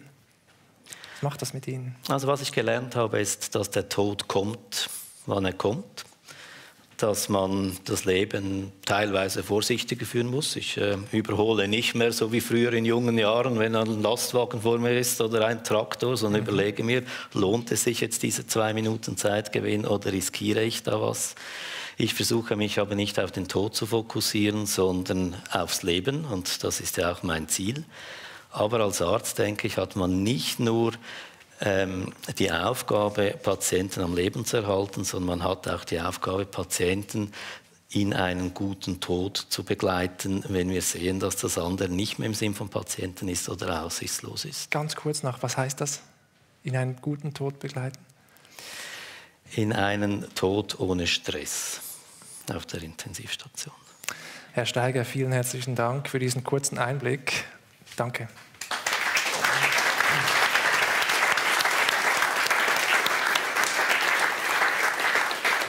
Ich würde gerne noch einmal dieses Motiv aufnehmen des Kreislaufs des Lebens. Sie, Herr Benecke, haben damit eigentlich unsere Sendung angefangen, dass Sie gesagt haben, alles ist ein Kreislauf. Und der Biologe Bernd Heinrich hat ein wunderbares Buch dazu geschrieben. Und er beschreibt das so, dass er sagt, für ihn hätte das was Tröstliches, zu wissen, dass der Körper, wenn wir sterben, wenn wir ihn verwesen lassen, ja auch wieder Nahrung ist für ganz viele Lebewesen, für Bakterien, für Pilze, für Raben, für Ameisen, für Käfer, für Maden und so weiter. Hat das für Sie auch etwas Tröstliches, Herr Benecke? Ja, also es ist eher was Normales und Friedliches, weil wir das von den Ärzten ja gehört haben, dass es auch um was Stressfreies geht, und von der Dame, die gerade da saß. Das finde ich auch. Also es ist unheimlich stressfrei zu sehen, wie ich das vorhin schon kurz erwähnt habe, dass wir wirklich auf das Material angewiesen sind. Ohne Eisen können wir nicht atmen. Auf der Erde ist nie Eisen entstanden. Folglich gehören wir alle zusammen. Und die ganzen Lebewesen, die gehören halt auch alle zu uns. Die sind ja in riesigen Nahrungsnetzen drin, in Raum und Zeit, zu denen wir einfach auch gehören. Also ja, friedlich ist vielleicht der beste Begriff. Tröstlich, also Trost brauche ich gar keinen. Ich will auch nur Frieden haben, und in der Biologie und in der Welt des Lebens herrscht ja Frieden, weil es halt alles so miteinander zusammenhängt, wie es halt gerade miteinander zusammenhängt. Ich komme gleich zu Ihnen mit dem Kreislauf, aber ich muss zuerst noch wissen, warum Sie keinen Trost brauchen. Die meisten sagen doch, der Tod, das ist schon so ein Einbruch in die Existenz, in die menschliche. Wir suchen nach Trost, Sie nicht? Keine Ahnung, vielleicht gibt es manche Menschen, die halten sich für schlauer oder größer als andere und denken deswegen, das wäre schade, wenn sie sterben. Aber es ist ja, man soll ein schönes Leben haben und in der Zeit das machen, was halt schön für die betreffende Person ist, wie Sie das auch gesagt haben. Und das ist ja schon das Tolle. Also es ist wie ein Computerspiel, was man geschenkt bekommen hat, ohne da 2 Franken reingeschmissen zu haben. Also man kriegt es ja gratis. Also sollte man sich darüber freuen und nicht dann die ganze Zeit an den Tod denken und sich darüber trösten lassen müssen, dass das jetzt irgendwann vorbei ist, das Spiel. Können Sie mit Trost etwas anfangen? Nur sehr bedingt auch. Nur sehr bedingt auch. Also diese Kreislaufgeschichte tröstet mich jetzt persönlich auch nicht sehr. Auch in der Begleitung Hinterbliebener ist Trost auch ein sehr großes Wort. Also es ist eher ein Wahrgenommenwerden, ein Würdigen des Erlebens der Trauernden. Aber Trost ist eine große Kategorie. Mhm. Sprechen wir noch einmal über diesen Kreislauf. Der Kreislaufgedanke, den kann man ja eben biologisch deuten, aber der wird natürlich auch oft religiös gedeutet. Zum Beispiel die Idee des Rats der Wiedergeburten. Im Buddhismus gibt es viele Menschen, die glauben daran, wiedergeboren zu werden. Aber auch die christliche Idee, dass der Lebenskreis sich schließt, wie man so spricht, und dann das ewige Leben kommt. Das ist dann kein Kreislauf, aber zumindest etwas, was weitergeht. Was ist Ihre Erfahrung? Hilft Religion beim Sterben? Also als Notfallpsychologe oder in der Tätigkeit auch als Bestatter 50-50. Also es kann sein, dass religiöse Menschen dann sehr ins Hadern kommen. Was ist jetzt mit diesem barmherzigen Gott und warum hat mein Kind sterben müssen? Umgekehrt gibt es auch das, dass Menschen dann sehr wohl da Trost finden. Otto Rank hatte mal gesagt, die schlaueste Erfindung des Menschen war die Erfindung der Seele. Also um uns sozusagen über diesen Tod zu erheben. Und das greifen auch natürlich alle Religionen oder esoterischen Strömungen auch auf. Wie ist es bei Ihnen, Herr Eichmüller? Ja, ich denke, das Thema Spiritualität spielt bei uns schon eine große Rolle. Und das ist vielleicht das bessere Wort. Sich geborgen, aufgehoben fühlen in etwas. Und wir erleben sehr viele Menschen, die dieses Etwas suchen. Das kann ein Haustier sein. Das kann aber auch eine Naturbegegnung sein. Das können aber auch Gedankenreisen sein. Oder das kann eine klare religiöse Verortung sein, wo ich sage, da fühle ich mich sicher und auch geführt vom Diesseits ins Jenseits. Und ich glaube, das ist, ich hatte vorher gesagt, es bleibt ja ein Geheimnis, was passiert. Dann haben wir eigentlich auch die Möglichkeit, uns diese Welt, in die wir da gehen oder in das Sein, auch selber so vorzustellen, dass wir möglichst wenig Angst dabei haben. Und manchmal machen das die Kinder ganz hervorragend. Wenn wir Kinder bitten, zum Beispiel für ihre Sterbenden, was manchmal auch schwierig ist, Eltern oder auch für die Großeltern, wie ein Bild zu malen, da ist extrem viel Tröstliches drin. Und da gibt es diesen Kreislauf. Und dann werden sie Engel und dann kommen sie vielleicht als Engel wieder, suchen sie sich einen Bauch bei einem netten Ehepaar und kommen wieder zurück. Solche Dinge. Und ich glaube, wir können da von den Kindern was lernen, weil ob wir das dann als tröstlich erleben, das ist ja in unserer Interpretation. Und ich glaube, wir dürfen uns solche Steigbügel bauen, damit wir nicht erstarren in der Sorge und der Angst. Jetzt ist das ja auch so ein bisschen verniedlichend dargestellt. Man versteht das gut bei den Kindern, die malen dann Engel und Regenbogen und so weiter. Aber ich glaube trotzdem, dass viele Menschen ja so eine Sehnsucht haben, irgendwie diesem Tod oder diesem Sterben einen Sinn einzuhauchen. Es gibt vom Philosophen Epikur die Idee, dass der Tod für uns nicht schlecht sein könnte, weil wenn wir tot sind, sind wir ja nicht mehr da. Das heißt, wir erleben diesen Tod nicht. Und wenn wir noch etwas erleben, sind wir noch nicht tot. Insofern kann der Tod nicht schlecht sein für uns. Und ich habe, glaube ich, noch selten jemanden gefunden, der gesagt hat, das findet er jetzt wirklich überzeugend und tröstlich. Wie geht es Ihnen, Herr Benecke? Das von Epikur? Ja. Ja, das ist ein bisschen vergeistigt. Ich bin Biologe, stehe in der Erde drin und in den Maden. Also, das mag vielleicht philosophisch logisch sein, das kann ich jetzt nicht nachvollziehen, also nicht beurteilen, meine ich, mit meiner Wissenschaft. Aber wie ich schon sagte, also ich finde es super, dass alles Material erhalten bleibt und wieder was Neues bildet, früher oder später. Es kann ja auch Steine und Wasser und erstmal irgendwelche Ablagerungen bilden und so, aber das ist die Geborgenheit, das ist der Trost, das ist mein Steigbügel und es ist die Wahrheit noch dazu, das ist auch sehr praktisch. Also deswegen, da fühle ich mich gut aufgehoben. Aber ich würde gerne mit Ihnen sprechen in einigen Jahrzehnten, wenn Sie alt sind. Und ich der bin Tod alt. wirklich näher rückt. Also ich frage mich manchmal, ist das nicht das Privileg der jungen Fitten, die irgendwie denken, mir kann das alles nichts anhaben, ich habe davor keine Angst. Ist es nicht auch irgendwie menschlich oder etwas, was uns dann irgendwann doch befällt, diese Angst? Glauben Sie nicht? Das ist bei jedem anders. Also jeder Mensch hat ja einen ganz anderen Charakter und eine ganz andere Gehirnzusammensetzung und andere Erlebnisse im Leben und andere religiöse oder spirituelle Überzeugungen und so. Also ich glaube nicht, dass das altersabhängig ist. Also zum Beispiel, Sie haben das ja vorhin auch schön geschildert, wenn jemand zum Beispiel diese Nahtoderfahrungen macht oder von mir aus auch starke psychedelische Erfahrungen oder irgendetwas Lebenseinschneidendes, das kann ja auch was ganz anderes lebenskirchliches sein, dann wie Sie das ja super geschildert haben, dann lebt man ja auch schon ein bisschen in der anderen Welt drin. Und da das für jeden anders ist, glaube ich nicht, dass das altersabhängig sein muss. Also ich finde diesen Epikur ziemlich cool. Und zwar deshalb, weil wir eigentlich jeden Tag uns vorstellen könnten, vielleicht ist es der letzte. Und in wie viele Sitzungen würden Sie morgen gehen, wenn Sie wüssten, das ist mein letzter Tag? Oder mit wem würde ich morgen in Beziehung treten wollen? Würde ich lieber meine Familie umarmen wollen? Würde ich lieber die Erde riechen oder sowas? Und ich glaube, wenn man hier mit dem Zug nach Zürich hereinfährt, dann stellt man sich schon die Frage, wäre das nicht jeden Tag eine gute Überlegung? Man muss aber auch sagen, wäre es nicht jeden Tag ein Luxus, sich diese Überlegung machen zu dürfen? Wie viele Menschen können nicht so leben, dass sie dem Platz geben können, was sie tun würden am letzten Tag? Ich bin 100% mit Ihnen einverstanden und das hat auch Covid-19 oder diese Pandemie uns gezeigt, wie privilegiert wir hier in der Schweiz leben und dass wir Beziehungen haben, unsere Grundbedürfnisse gesichert sind und. Das ist sicher toll. Aber ich denke, wenn man auch in anderen Ländern der Welt schon gearbeitet hat, ist diese basale Zufriedenheit mit dem Leben und das Leben feiern jeden Tag ist zum Teil deutlich verbreiteter als bei uns. Und nicht warten auf die Pensionierung, wo angefangen wird mit Leben. Wobei es auch eine Frage ist des sozialen Status, nicht nur der anderen Länder, ob man diese Möglichkeiten hat. Ja, aber ich glaube auch die Etappierung des Lebens, ab wann darf jetzt richtig frei losgelassen werden mit Leben, das erleben wir oft und wir erleben auch eine überraschende Häufung von schweren Erkrankungen zu Beginn des Rentenalters. Und ich glaube, das muss man schon auch sich überlegen, ist das gescheit dann nicht die Bucketlist früher schon mal anzufangen zu leben. Also das kann ich auch wirklich bestätigen, weil ich viel in sehr armen Ländern arbeite, wirklich sehr, sehr armen Ländern. Und ich sehe da natürlich, abgesehen von den Gründen, die wir jetzt in den reichen Industrieländern kennen, sehe ich da auch überhaupt keinen Zusammenhang. Also gerade zum Beispiel Naturverbundenheit, Nahtoderlebnisse und so weiter, das gibt es in allen Kulturen, die ich in meinem Leben gesehen habe, überall gleich.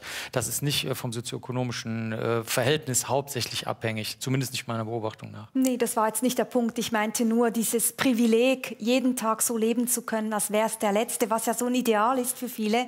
Aber natürlich aber viele meiner Studierenden machen das in den armen Ländern. Die leben jeden Tag so, wie sie wollen, halt nur mit sehr geringen Möglichkeiten. Und natürlich hätten die sicher auch das eine oder andere gerne mehr, aber wahrscheinlich hier im Studio hat auch der eine oder andere gerne mehr. Also das ist nichts, was jetzt die Industrieländer von den armen Ländern unbedingt so stark unterscheidet oder vom sozialen Status. Lassen Sie mich so ein bisschen zur letzten Frage kommen, nämlich zur Frage, was würde es denn heißen, so eine Memento-Mori-Einstellung zu haben? Also so eine Einstellung, immer im Angesicht des Todes zu leben oder im Angesicht des Wissens, dass wir sterblich sind. Wäre das eine Haltung, die dann wozu führt, Ihrer Meinung nach, Herr Prein? Naja, ob wir es immer so können, jeden Tag weiß ich nicht, aber der Philosoph Epikur, was Sie vorher geschildert haben, hier sehen wir auch, dass wir mit rationalen philosophischen Klimmzügen hier nicht sehr weit kommen. Arthur Schnitzel hatte mal geschrieben, 40 Grad Fieber, schwere Atemnot und die Auskunft, dass man in 2 Monaten tot sein wird und dann kann man schauen, was uns vorphilosophiert. Wir sollen erkennen, dass wir, glaube ich, viele Dinge aufrichten, kulturelle Weltbilder, Götter, Seelen, was auch immer, um damit irgendwie fertig werden zu können. Aber wir sollen erkennen, dass wir es deswegen tun. Und letztlich würden wir erkennen, dass wir nichts anderes haben, wahrscheinlich außer uns. Und da könnte man noch viel mehr Energie darauf hinrichten. Dann würden wir auch vielleicht dazu kommen, dass es selbstverständlich ist, dass wir sehen müssen, dass es allen möglichst gut geht auf der Welt, solange es irgendwie geht. Und dass wir uns so weit sozusagen vor Unmäßigkeiten und Krankheit und Schmerzen gegenseitig schützen können. Verstehe Sie richtig, dass dieses uns sozial zu verstehen ist? Also nicht nur wir haben uns selbst, sondern uns, ja, als Gemeinschaft. Ja, wir Menschen, wir haben... Die Beziehung als eigentliches Memento Mori heißt für Sie eigentlich Beziehungen. Wir haben nichts außer uns im Sinn vom sozialen Sinn. Ja. Ja, ich glaube, da kann man morgen gleich anfangen. Wir hatten die Möglichkeit, mit dem Stadtpräsidenten in Bern eine sogenannte Compassionate City Charta zu lancieren, wo es darum geht, eine Sterbekultur in eine Stadt irgendwie zumindest mal einen ersten Stein oder einen ersten Tropfen ins Wasser zu gießen, zu sagen, was entwickelt sich daraus. Das geht von der täglichen Übung los, was wir vorher auch gehört hatten. Wie gehe ich mit den Nachbarn um, wo jemand gestorben ist? Wechsle ich das Trottoir auf die andere Seite oder gehe ich wirklich auf die andere Person zu? Das ist das, was Sie auch vorher meinten. Aber das geht noch weiter, nämlich was lernen wir in der Schule? Wie gehen wir mit dem Thema Endlichkeit um? Lernen wir vielleicht auch mit vulnerablen und abhängigen Personen solidarischer umzugehen? Und das kann ja enorm beglückend sein. Und ich glaube, das ist keine Sozialromantik, sondern das können wir jetzt, im Hier und Jetzt und morgen können wir das umsetzen und können dadurch der Beziehung einen sehr hohen Wert geben. Und gleichzeitig aber auch dem Thema Lebensende in der Gesellschaft einen hohen Wert. Und das vielleicht noch für mich, weil es so brennt.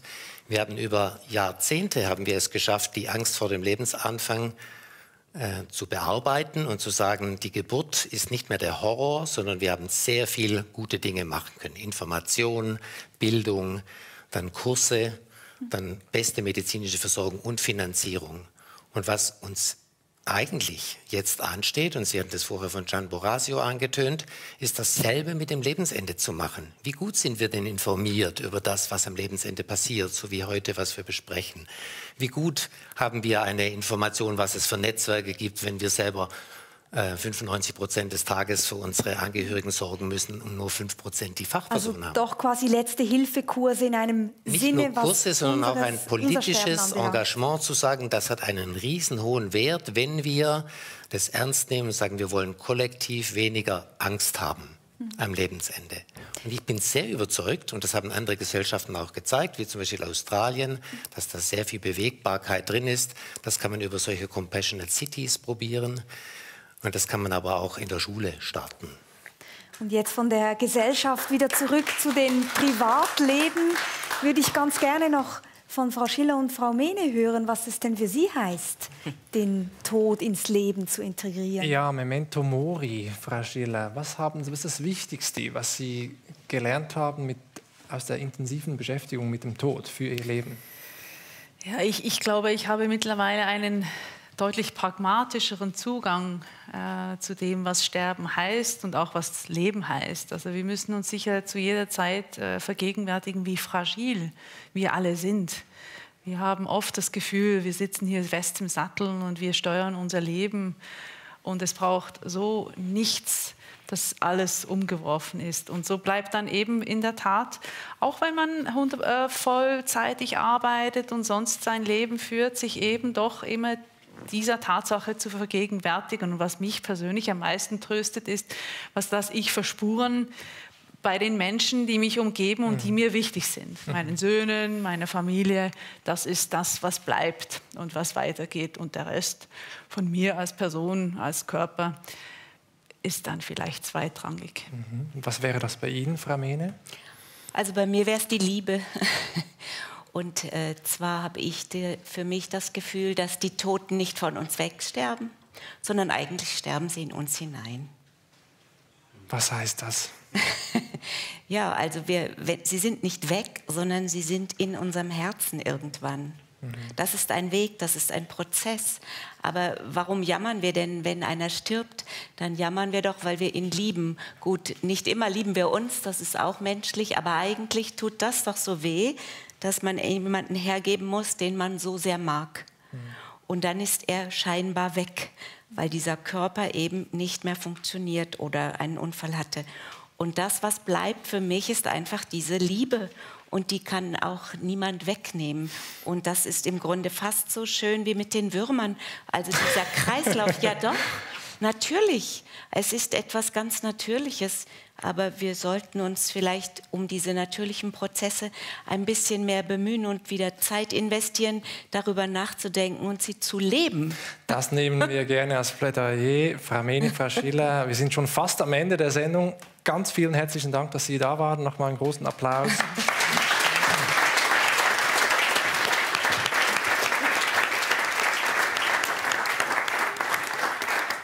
Ja, und ich bedanke mich auch ganz herzlich bei Ihnen, bei meiner Runde hier, Martin Prein, Steffen Eichmüller, Marc Benecke, dass Sie hier waren. Und ganz herzlichen Dank Ihnen allen im Saal, auch ein Publikum für Sie, dass Sie da waren.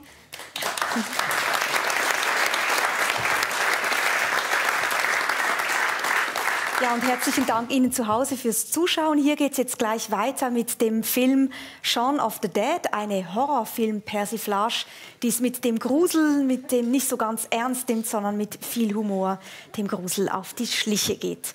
Und das Schlusswort hat Pedro Lenz.